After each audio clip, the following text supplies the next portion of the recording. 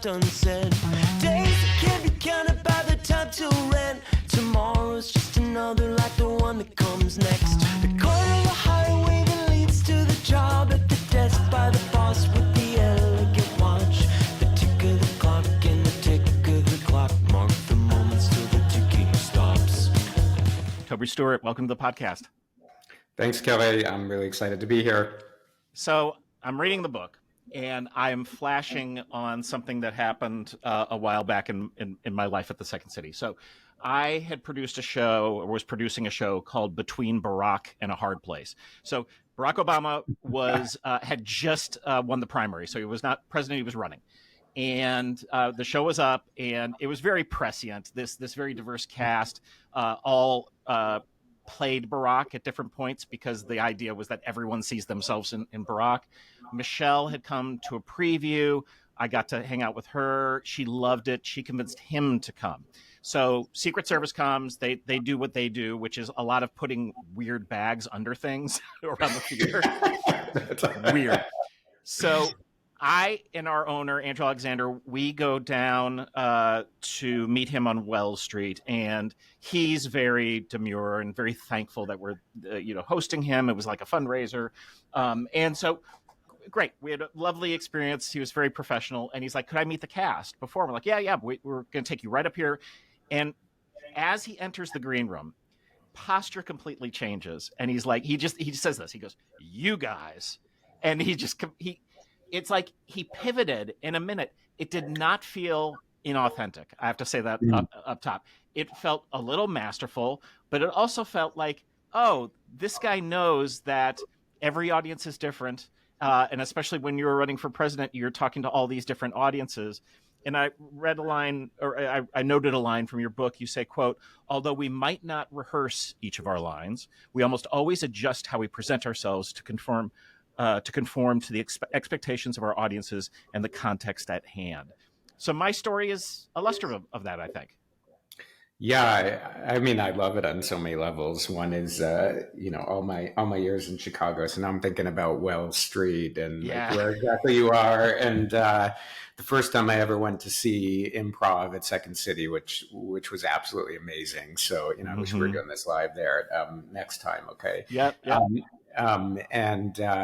But yeah, so we live our lives on a stage of sorts, and we go through this series of vignettes, most of us every day. Like, we walk into these different worlds, if you think about it. Like, you go into the office and that's one thing, and you're at home, or you're with a group of friends, or you're at a show, or you're in a show, or you whatever. So your life rotates, and as it rotates, you move through these different social worlds, and we behave differently in them.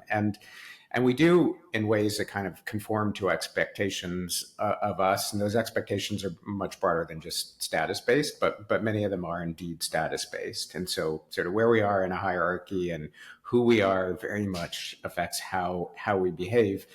And oftentimes, and I think maybe this is what you're getting at, it's just like, so you're running for president, and that, like, I can't even imagine that, because it is indeed like so difficult, because there are so many people to please, right? And you're not going to, at least if you care if you please anyone. But we all, we indeed do that, and many of us just do it reflexively. Like, it's part of it's programmed into us. Yeah. So I'm a little obsessed with Goffman. Good. Okay. So, well, you know that. I'm such a nerd. So when I came across his work, he uses these theatrical metaphors, which immediately made sense to me. And they made sense to me not just because I've lived my life in theater, but also because, why was theater invented? It was invented to be a mirror of human behavior and human society and systems and status and all these things that we see. So that seems to me to make perfect sense. And my wife Ann is she works at Second City, but she's a professor of comedy and obsessed by status. And if you think in a comedy sense, of course, status is always there, but you think in the duos, right? Whether it's Hope and Crosby, or any of those, that there's always a high status and low status guys win. And so the title of your book, Anointed, is interesting because this book is about status, and and the way it gets sort of wielded for good or ill. But I think the important thing is you cannot escape it. It's No. inevitable. Yeah. Yeah, exactly. So, couldn't have said it better. So it's everywhere, seemingly everywhere. It's in places where you don't really think about it. It has all these impacts on our life that most of us never really contemplated, and so a lot of the book is about that. It's meant to be revelatory. Like, this is operating in the background. It's influencing all these things that matter to you. So it's worth thinking more about. And that's exactly right. You're not going to avoid it. So I think we should sort of, and you dive into this in the book, is why this exists. Because here's a thing I've learned in my 59 years of being on the earth is I had an underappreciation for the fact that I don't know what's going on, and that really, like, no one does. It's too complicated. And so I thought the Cornell University research that you cite, that claimed we make 227 decisions each day about food alone. Yeah. That's nuts. And as I thought about it in my various food situations during the day, I'm like, this is true. It is true. So we make, and we do them like there are all these cognitive cues. Okay, so we make so many decisions a day, and when you write a book, you also get pretty reflective and like a lot of this ends up being about you. So I Yeah. find myself to be particularly terrible at decision making. And I Mm-hmm. find myself to waste like this is an incredible amount of time on decisions that don't matter, like what to have, just completely befuddled by a food court. Like, what am I going to eat? All of it, none of Befuddled by a food it. court would have been a great title, just so you Yeah, know. I mean, all of it and none of it, and none of it looks good at the same time. And the thing about choice is, like in the modern world, it's infinite because what I think of now is like I probably am like I have this bad habit that probably every single person listening does, which is I wake up and I look at my phone, Mm-hmm. and if you wake up and you look at your phone, that's a portal into the most like incomparably immense content stream. Like there's literally no end to what you could look at on your phone. So you never have to get out of bed again. Um, Mm-hmm. and and you could literally spend the entirety of your life viewing the content that's posted in the 2 minutes that you look at your phone before you get up and do something else. Like, and so that just kind of raises a question of like, and yet we do it, and we don't tend to spend hours, like, we don't sit there and think, okay, there's 18 billion things I can look at right now. Which one of those am I going to look at? We just look at something, and that's the role of habit, and that's the role of what we think of as consideration sets, which is like we're only actually thinking about looking at a couple of things. Like, I get up and this is me. I look at the New York Times first, typically, and then Mm-hmm. and maybe I look at LinkedIn. I don't spend a lot of time on the socials, but like I have my things and their Mm-hmm. and their habit. But there's also just curation, and so much of the status dynamic that we don't see is about what in fact we ever see in the first place. Like, I Yeah. mean, comedy is a great example. Like, every time I've walked into some comedy venue in some random place where there are six people in the audience, I've laughed my ass off. Like, I Right. mean, I really don't remember not doing that. Mm-hmm. There are so many great comics, but they're not comedians, but they're not going to see the light of day, right? I mean, Right. Right. most of it's toiling away in oblivion, right? And then I saw Ricky Gervais live a little while ago, and then there's Ricky Gervais, right? I mean, and Mm-hmm. there's the small set of the Anointed who won, and so I think the broad point about I think where you were headed is there's this status process that curates what you ever even see in the first place. Yeah. Well, I mean, I sat in that role at Second City for about a little over 20 years, picking the talent, right? And you're a gatekeeper, and it's a wild responsibility. And I mean, my first cast was Colbert, Carell, and Amy Sedaris, so it was like I kind of came out of the gate, and it's not like. What's hilarious about that, right, is I didn't train these people. I didn't like everyone else knew how good they were. I just happened to be the guy in the seat at the time, and Saturday Night Live just did their run through, and 3 of our people got called back, and we were sure that some of them were going to get hired. They didn't, and that becomes its own kind of thing. All But right, I I gotta, want to I go gotta, ahead. but I gotta interrupt you before you go, because now, I mean, now we have to stop, because that's just so cornerstone to the book, because Yeah. effectively what you are, and people who are listening, I assume know this, but I'm not sure the whole world knows. It's like how influential this your organization is, Yeah. which by definition, like this is like this is the training ground in comedy, right? This is Hmm. where people come through, and when they come through, they make it big afterwards. And many of them do. Like a super high proportion of people who come through, relative to the odds in general. And what that means It's is you are anointers. That is yes, exactly massive. Yeah. what you are. You are maybe the most important anointers in this field, Hmm. and so you're like ground zero for the status dynamic, Yep. because a comic comes in, and a central point in the book, and I don't know. I mean, let's turn the interview around. I'm All going right. to ask you a question, Kelly. Yeah. Go ahead.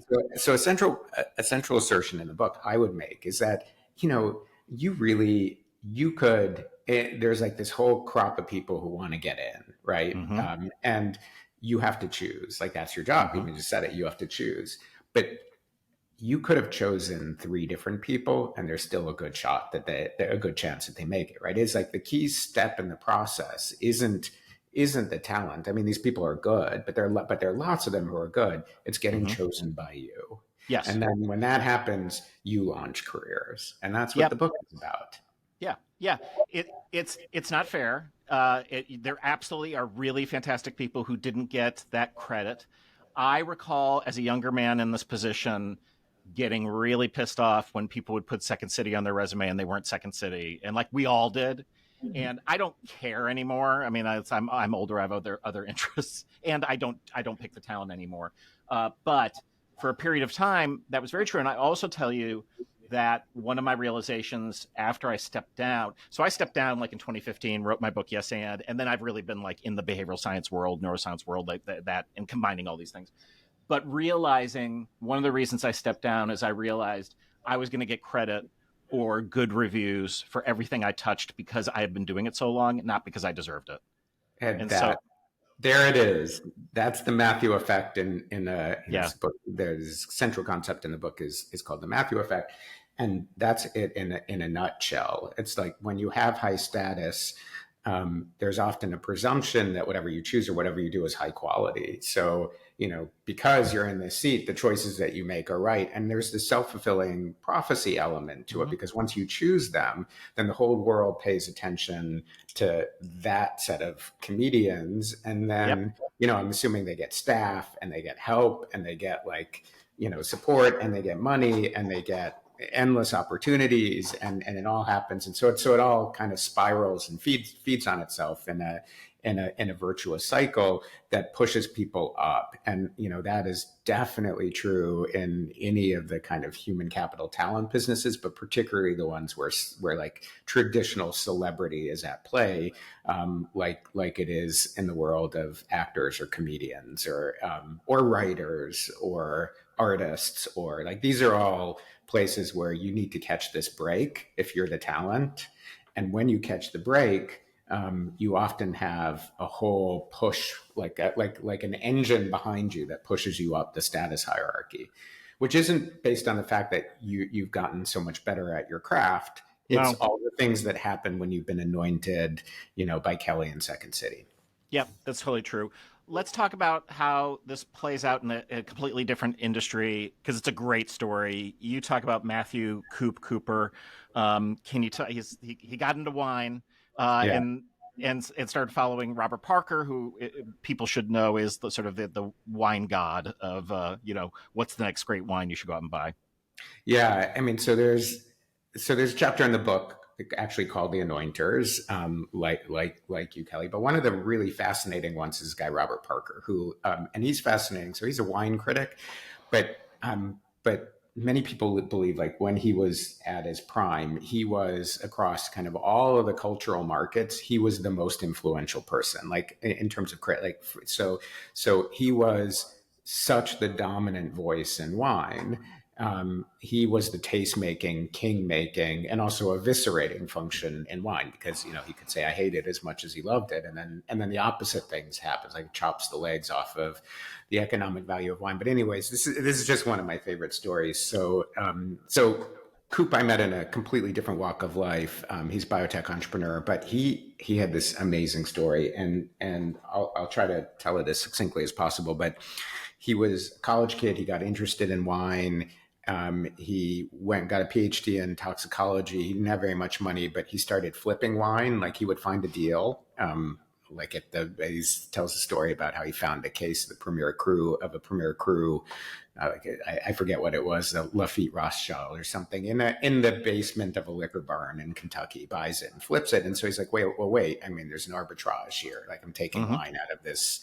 No one knows what this is, and he's kicking around the industry, and then he hears a rumor, which is that Robert Parker is going to go to Australia and rate Australian wines for the first time, which he's never done before. So Cooper then goes back and buys a bunch of copies of the Wine Advocate, or has a bunch of copies of the Wine Advocate, pairs it to bottles, and starts tasting wine. By now, he's a very good wine taster. And what he's doing is he's perfecting Parker's palate. Yeah. So he's literally trying to figure out, okay, I drink this wine, I taste this wine. Parker's going to give this a 98, or Parker's going to give this a 91, which is a massive swing in value, right? He then goes to Australia, literally front runs Parker to Australia, goes around the winemaking regions, goes to all of these, up and coming vineyards, small vineyards mostly, tastes the wine, and anything that he knows or he believes that Parker's going to love, he buys. Brings it back home, puts it on a shipping container, brings it back home, auctions it off, gets a huge return like the week after the Wine Advocate comes out. But here's the thing, and this is just the essence of the book. So his best return was on, like, I can't remember the vineyard's name. It's like Muckety Muck Duck Shiraz, or something like that. Like it's got a pretty ridiculous name, and it's a very good wine. It is before Parker comes around. Coop pays $60 a bottle for this, but Parker loves it. And it's pretty rare. So it gets a 99 or 100 in the Wine Advocate. And he ends up auctioning the wine like 3 weeks or a month after he bought it for, I think it was $1,300 a bottle. So it goes from $60 a bottle to $1,300 a bottle.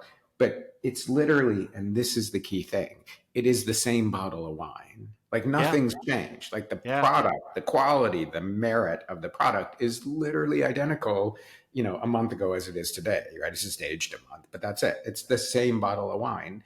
But when it gets Parker's imprimatur, just like when a comedian gets Second City's imprimatur, its value skyrockets on the market because you guys have the power to anoint. Yeah, that's wild. We just had Morgan Housel on the podcast, who's got a great new book called The Art of Spending Money. And we actually talked about wine because I'm kind of a wine guy.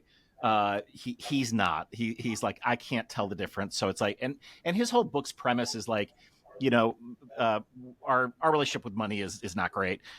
We really should spend money on the things that we actually care about, as opposed to what you're talking about, which is, it's got this label on it. So like he talks about like, worry about the inside of your house as opposed to the outside of your house, which I thought was kind of interesting.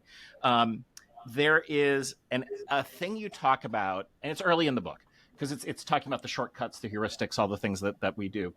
And it relates to an idea here that we've been discussing, and I have been seeing cropping up in scientific literature. So my wife, Anne, talks about, as a director at Second City, we create these shows in front of audiences. We're turning over shows in front of audiences. There's always a point where the show is what we call a good enough show. My bosses hate this. The owners have always hated this because they demand quite rightly excellence. And my thing back to them is 100% excellence is impossible, especially when you're creating original work. There has got to be a period where good enough is okay. And you talk about good enough as well in this regard as just a thing that sort of, I think we have to have that exist because it can't, there's no way it could be, 100% all the time. Yeah, I mean, there's absolutely no way. So, I mean, no, you're thinking about a show. I'm thinking about a book. Like, Yeah, writing a book is an impossible task if it has to be perfect, because it never will be, right? And right. so, and when you take on a project like this, actually, it's hard to end it, right? I mean, you just have to really, you kind of just have to get sick of it. Is no one will say this, but you just kind of have to get sick of it, because you can go back endlessly and fiddle and improve, and you hear something new that you want to incorporate, or you want to make it more concise, or you want to make it funny, or you want to do whatever. But that will never end. But that's generally true of all choice. Like, Hmm. there are just too many options in the world, and we don't have the capacity to consider them. Sometimes it's literally impossible to consider the options. Like take a book, for instance, is a great example. This is the old adage that's so great, which is, don't judge a book by the cover. But how else are you going to judge a book? Like, Right. the great thing about Anointed, and the reason everyone should own it, is I spend so much time working with the Simon and Schuster art department on the cover, because everybody should judge it by the cover. I Yep. mean, That's right. That's right.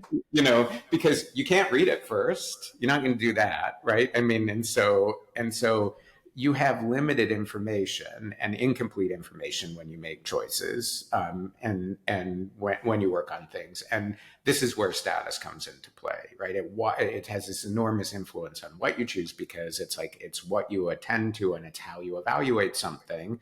It becomes how we evaluate something when evaluating the product itself is challenging. Let's talk about the ends of books. They normally suck. I read at least 2 books a week, a lot in the sort of business book, and people run out of their ideas, and you can just tell they're running out of steam. Kind of doesn't matter based on what we know about how many people actually finish books, because it Yeah, is a tiny, tiny number. I always finish the books. I did not see your last chapter coming. yeah, no, There was I there was nothing. suspect not. So I suspect not. you should be very proud of the fact that I'm like, what? Because I always read this out loud. I annoy my wife so much because I read a lot on the weekend at home, and she's reading in her thing, and she's reading some sort of like memorizing poetry and reading plays, and I'm spouting out this other stuff, which she's interested in as well. Um, we talk a lot about AI, especially at Second City right now, because we're probably one of the few creative institutions that might be able to play with that concept, not as creating content, but in other ways. You think AI could be helpful in evening the score? Yeah, I mean, AI. So if you get me started on this, I'm never going to stop. I mean, Let's go. We got some time. We're I good. mean, but yeah, and I appreciate that. I mean, the ending is, we went from the veil of ignorance to AI in the ending. So I mean, Yeah. and and so AI is going to change, in my view, many things about most things, and that's probably an understatement. So it's going to change the status system, and it's going to do it in many different ways, and it's going to phase, right? I mean, so I think we're gonna walk through these periods of AI. Like, AI at the moment is having a dramatic effect on things already. Like, if you just stop today, it's hugely important on what's happening in the world. But Yep. what it's doing today is very different than what it will be doing in 5 years, would be my bet. And so, with respect to status, and I've been busy, like I've been writing op-eds the last few weeks about it. Hmm. I am actually, so I'm going to tell you, I'm kind of optimistic about AI and status, Hmm. but I'm very concerned about AI in general, Hmm. because I think the workplace dynamic's going to be extremely difficult, and it's going to come on fast and hard. Yep. But one thing is that AI, like, we know this, right? It is an incredible equalizer. So let me give you an example. Like, I'm a high school kid, and I'm inner city. Didn't have a great education up to now. Don't have a lot of love and support in the family. All the things. So I'm a South Chicago kid. Hmm. That kind of an upbringing. And now I'm writing an essay to go to college. So the essay I can write today, in that situation is very different than the essay I could have written 10 years ago, right? All I need is Right. access to a state-of-the-art AI system, and then I type in a prompt and I get I get something that's like, it's probably going to be very good. And a year from now, it's going to be amazing, right? I mean, what you can get now is much better than what you could get last year, and what you'd be able to Yeah. get next Yeah. year is much better than you could get right now. So what is that? That's equalization, right? I mean, that's an incredible equalizing function. Now that's on one side of it. On the other side of it, if you think about the consequence of that, they're extreme, right? Because we use writing and other output to assess the merit of a person. Like we're like, this is a window into the brain, Yeah. but it isn't anymore, right? And so because it's such an equalizer, it's created this massive evaluative problem. Like if you're in the world of sorting people, and I think you're going to see this in comedy as well, because my guess is you train up an AI system on the history of comedy, and it's going to produce very funny jokes, right? So it's like, it's kind of who's who's the writer in the world. And what that tends to do is, and now we're back to one of the core premises in the book, which is if I'm looking at something and I can't tell how good it is, right? And when it's wine, it's because we don't have the palate and because there's no objective standard of what's good, right? If it's art, it's because there's no objective standard of what's good, and most of us aren't educated to make those judgments. If it's an auto mechanic, we're kind of in the same place, right? We have no idea, so we don't know if we got a good service or not, right? I mean, even if the car doesn't work, it doesn't mean that we necessarily got bad service. So we have all of these evaluative problems, and that's when we fall back to relying on the status of the person who is associated with everything. And so what will happen, I believe, in the short term, is pedigree becomes even more important, because what you can know about, I mean, suppose it's comedy, and we now have this great assistant who's producing like a lot of what's funny. Okay, well, what we can know is, did someone go through Second City or not? Were they trained there? Right. Right. If everybody's funny, right, then how do we sort them? We sort them based on whether they went through Second City or not, and whether they went to this high school or that high school and the whole way through. So, I mean, I think in the short run, what AI is going to do is actually going to it's going to equalize output, but it's going to create a heavier reliance in evaluative frameworks on pedigree, because everybody is concerned that it's the AI creating the output and not the person whose name is tied to it. Does that make sense? It does. I have been making the argument. This is my argument why AI is never going to replace comedians, and very specifically improv comedians, is because it is predictive. And the whole idea with comedy is surprise. And when you look at the elements of comedy, so my wife's comedy theory, she's got a book coming out in a month, is it's three parts. It's some level of pain, some level of distance, and some level of recognition. And it's like a mixing board on there. Mm-hmm. And then you add in the five other people in your ensemble of six. Then you add in the audience who's given you a suggestion, and then you add in the fact that this is created in the moment with all those various inputs. That is going to be extremely hard to replicate, beyond which I don't want to go to a club to see six computers on a stage. Exactly. So, I mean, this is again, we will never end this conversation, but No. this is one of my strong theses about AI, is that already, most people are unaware of how much of the content on the sort of on your phone and on the internet already is fake. Like Yes. an immense Yeah. amount of it, an immense Yeah. amount of it is, and the text to videos and the text to image generators are so good, and they're getting better at lightning speed. Like it's unbelievable what you can do. So we're going to get to this world where you're watching your Instagram feed and you have no idea like what's this or what's that, and what's that going to do. And when you read a book, by the way, in the future, you'll never know the author wrote the book. I mean, that's where we are. I mean, whether anyone wants to talk about it or not, you'll never know how much of the ideas or even the literal text the author is responsible for. And what that will do, I believe, is it's going to create this premium demand for things that are authentically human, and improv is a great example of Yeah, that. yeah, yeah. I actually think that the world's going to say, okay, well, that commercial I just watched and that Netflix series I just watched was it was some text to video thing. I don't want to see that anymore. I want to go see people being creative. But you need to do that in an environment where you actually know it's the people being creative, and there literally isn't a better context for that than improv, right? Because nothing's Yeah, pre-scripted. yeah. Well, I wonder if then, what I think. I did my thesis on the beats, so you start to wonder, like, are we going to go back to Allen Ginsberg reading Howl in a cafe and that gaining this? And there's a certain beauty to that, right? That is an American tradition of this oral sort of reading in these places, and it doesn't bother me, that idea of the interplay between that text and the human in a live space.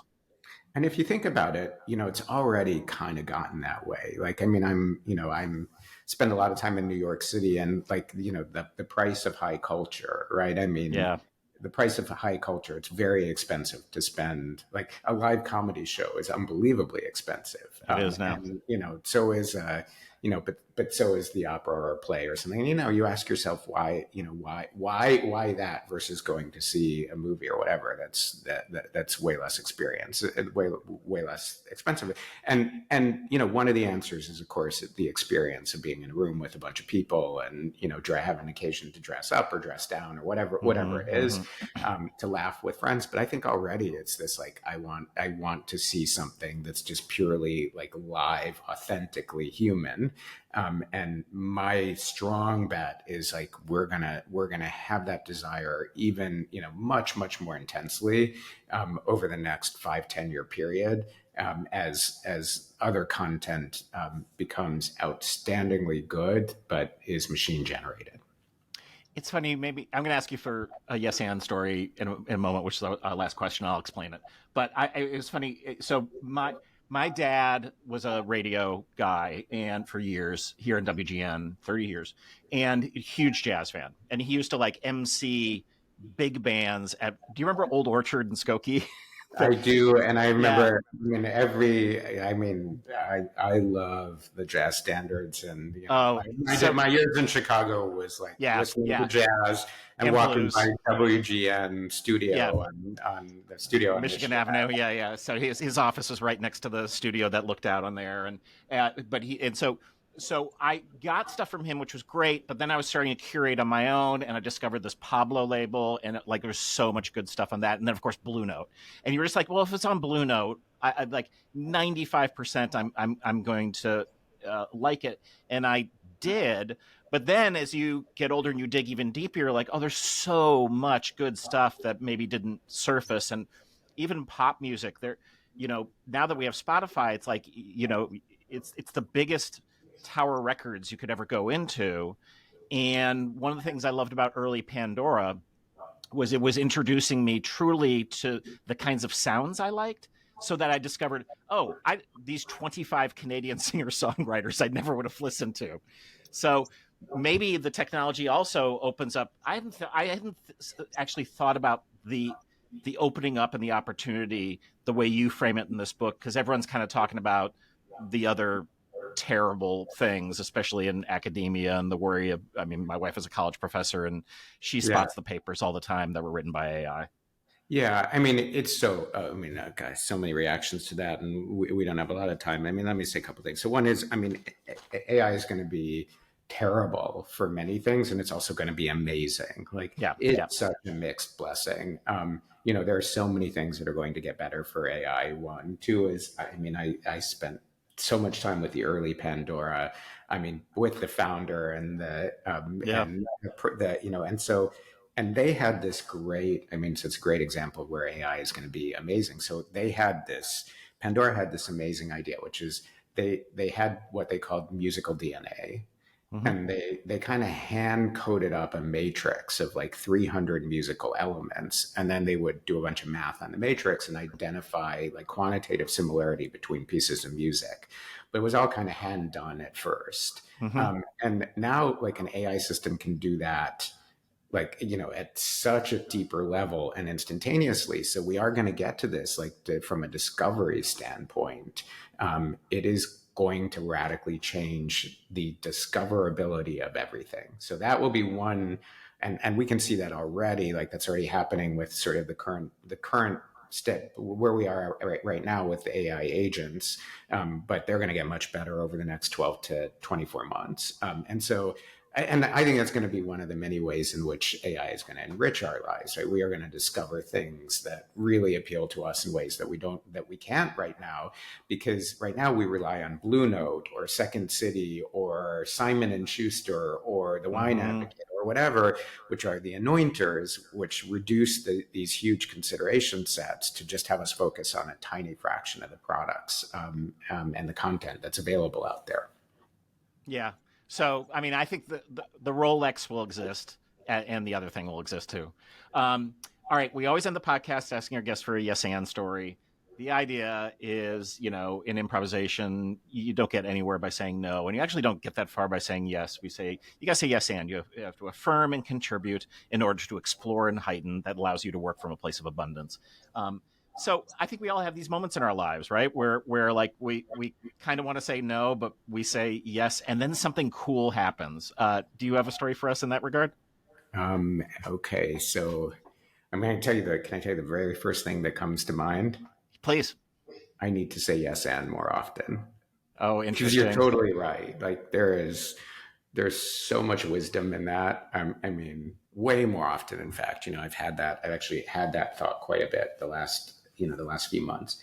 I mean, the thing that comes first to mind is I got a message from a woman called Layla Seika, during like at the height of the pandemic, Hmm. and the message said, it had a lot of expletives in it, so I'll leave it out, but it said like, you don't know who the F I am, and like you have no reason to talk to me, and you probably shouldn't, and whatever, but I have this idea.